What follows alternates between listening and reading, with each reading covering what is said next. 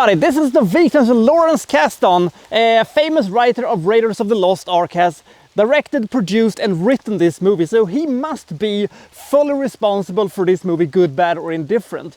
Now, I will say this, either he had two different moods when he wrote different parts of the script, or Columbia Pictures simply said to him, now you're gonna have to include this thing into this movie, otherwise we will not release it. And he would say, I'm gonna do that and that. Yep, you're gonna do that, they said. So he did. I will say this, that there are parts of Silverado that I absolutely love, and there are parts of it that makes me go a little bit, why?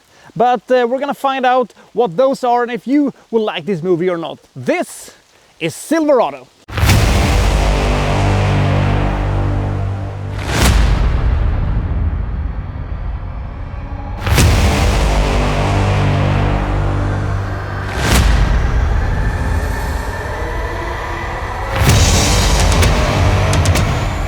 So Emmett, played by Scott Glenn. By the way, why isn't Scott Glenn in every single Western movie that has ever been made? The dude looked like he's, you know, made out of granite and stuff like that, and he looks like he eats asshole for breakfast. He just fits this role so awesomely nice. He is, you know, traveling throughout the desert, and he finds another guy played by Kevin Kline, and together, you know, they end up in the city of Silverado after having, you know, met up with Danny Glover, who is, you know, going back to his old place because it says that there are troubles in his, you know, old farm.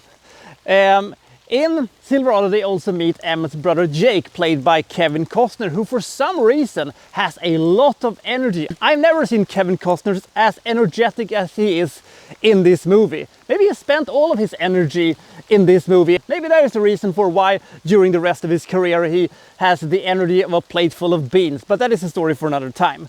Now, they realize that there are injustices going on in Silverado. We have this evil landowner who is terrorizing the citizens here with the help of, you know, the sheriffs and the sheriff's cronies and stuff like that.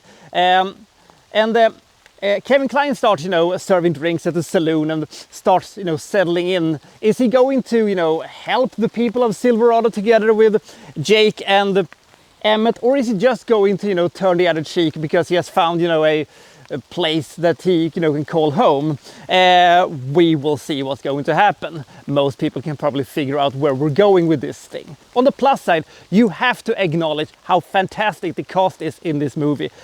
Kevin Kline, we have Kevin Costner, Scott Glenn, Danny Glover, we have John Cleese, we'll get to him in a second. We have Jeff Goldblum as this gambler with lots of tricks up his sleeves. I wish that he could have had a little bit of a, you know, bigger role in this movie. But there's a lot of really big stars and they seem to enjoy themselves a lot in this movie. But one performance that really sticks out in this movie is John Cleese. Putting John Cleese in a Western movie feels like a rib or something like that. But the thing is that when he shows up, he plays his role very straight, even though I find everything John Cleese says automatically funny, even though that, you know, may not be the point or not. But, you know, the hat and the beard, he really looked like he was, you know, a sheriff in this town. So this is a movie that should work. But it does have a couple of problems. Now, the major problem this movie has is the 133 minutes of runtime it has. There is a lot of setup during the first half of this movie, to the point where I thought that you could actually have, you know, removed most of the things that happens in the first third of this movie, because it doesn't really impact the rest of the story, because it is too vague where the story is going until, you know, basically the movie has reached its, you know, half point. You could make an argument that the same thing should also apply to a movie such as, you know, For a Few Dollars More. My counter argument to that is that because that movie knew exactly what it was and because the setup actually, you know, led to a lot of stuff, I think that it should stay.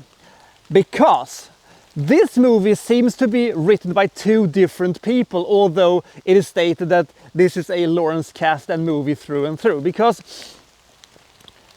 it feels like they, on the one hand, wanted to do a light-hearted, playful and comedic Western movie. They have all the stars they need for it. Kevin Kline is very, very funny. John Cleese is very funny. Unintentionally or not, Jeff Goldblum can be comedic gold. And as we all know, Danny Glover can also be a, very entertaining and, good comedian. And the rest of them could play, the more of a straight man. But the thing is that while we have a lot of slightly lonesome and hilarious bits to this movie, the movie also has kidnapping and shooting unarmed people and people getting almost run over by horses and kidnappings and stuff like that. It plays out basically like a spaghetti western or an Unforgiven or something like that. It's grim and it's hard. It doesn't, marry with the other side of the movie. It can't decide what it is. Which also leads us to one of the classic tropes that you always have in spaghetti western, the classical, evil land-grabbing asshole who is terrorizing this small town and has, every member of the community that, means something in their pocket. But the thing is that when finally, the land-grabbing asshole decides to show up, he's the most generic and boring and uninteresting villain I have seen in a long time when it comes to Western movies. He's like the 9th most important thing in this entire movie. He's just some asshole with a beer on some horse. I couldn't pick him out of a police line if they would have asked, who is the evil land grabbing guy? I have no idea, I would say. So that hurt the movie a lot. But on the other hand, this is an entertaining movie that has parts of it that is absolutely amazing. Not limited to the fact that it has a great third act and the finale of it that makes you forget a lot of the, boring setup things they did in the beginning of the movie that, seemed a little pointless at, this point. In that sense, the movie kind of reminded me of Open Range, which is not a very good movie, but because the second half of the movie is fantastic, you're forgetting the absolute slugfest that was the first half of the movie. Now, Silverado is a better movie than Open Range in my opinion, but it is still a movie I recommend because it has more good to it than it has bad to it, and it is very well produced and it looks very good and it feels like a big production and it has a lot of stars and it has one of the most entertaining performances by Kevin Costner ever, which is a thing I didn't expect to say when I started watching this movie. So maybe this is a movie for you if you like classical westerns, but doesn't like, when it gets too grim, but doesn't like it when it becomes too much of a comedy either. So it's a movie, I guess, for most people, even though I think that this should have been an absolute modern classic, but it turned out to be the Silverado is more of a good modern Western movie.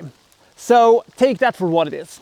Silverado is equipped with a rather boring soundtrack, and as I said, it's a little bit too long for its own good and it doesn't quite know what it is all the time, but I'm still entertained by this movie and I am giving this movie 63 points. It is a solid Western that should have been a masterpiece.